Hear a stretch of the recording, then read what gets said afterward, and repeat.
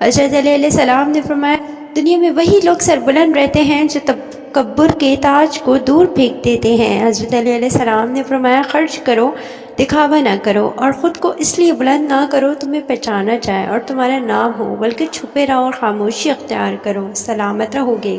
حضرت علیہ السلام نے فرمایا کسی ایسے کے ساتھ رہو جو تمہارے ہونے پر رب کا شکر ادا کرے۔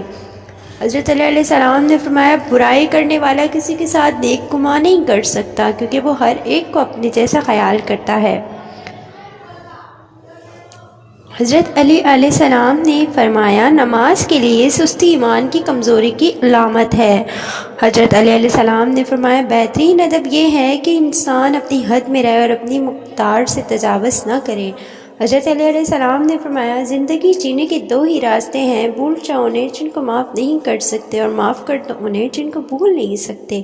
حضرت علی علیہ السلام نے فرمایا قوت برداشت شان کو بلند کرتی ہے۔